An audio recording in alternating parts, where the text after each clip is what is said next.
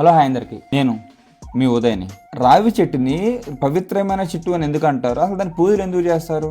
మీలో చాలా మందికి నాకు తెలిసి ఉండదు. ఫస్ట్ రీజన్, నైట్ టైం కూడా ఆక్సిజన్ ప్రొవైడ్ చేసే చాలా తక్కువ చెట్లలో, చాలా అరుదైన చెట్లలో రావి చెట్టు ఒకటి. ఏంటి అండ్ ఇంకో రీజన్ వచ్చేసి, రావి చెట్టు రూట్స్ ఉంటాయి కదా, అంటే వేర్లు. ఆ వేర్లు వల్ల కూడా మన గ్రౌండ్ వాటర్ లెవెల్ అనేది ఇంక్రీజ్ అవుతుంది. ఎట్లాగా?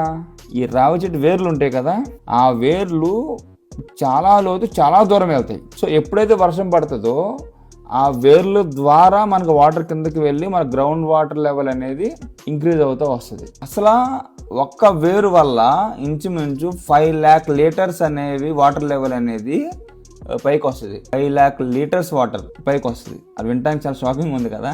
మీరు ఎప్పుడైనా అబ్జర్వ్ చేయండి ఒకసారి. మీ ఊర్లో కనుక ఒకవేళ ఈ రావి చెట్టు ఉంటే అక్కడికి వెళ్ళండి ఒకసారి. అక్కడికి వెళ్ళి మీ ఎక్స్పీరియన్స్ చేయండి ఒకసారి. చాలా ఫ్రెష్గా ఉంటుంది. మీరు పీల్చే గాలి కూడా చాలా ఫ్రెష్గా ఉంటుంది. మీ మనసు కూడా అంటే అదొక రకమైన ఫ్రెష్ అంటే మనశ్శాంతిగా ఉంటుంది. ఫస్ట్ ఒకవేళ మీ ఊర్లో కనుక రావి చెట్టు ఉంటే అక్కడికి వెళ్ళి ఎక్స్పీరియన్స్ చేసి మీ ఒపీనియన్ అనేది కామెంట్ బాక్స్లో కామెంట్ చేయండి. ఒకవేళ లేకపోతే మీ ఊర్లో రావి చెట్టు ఎక్కడన్నా కొనుక్కుని వెళ్ళి ఒక నాటండి. ఇవ్వాలి కాకపోయినా ఒక 30-40 సంవత్సరాల తర్వాత అయినా సరే మన నెక్స్ట్ ఫ్యూచర్ జనరేషన్కి అది చాలా ఉపయోగపడుతుంది. Thank you.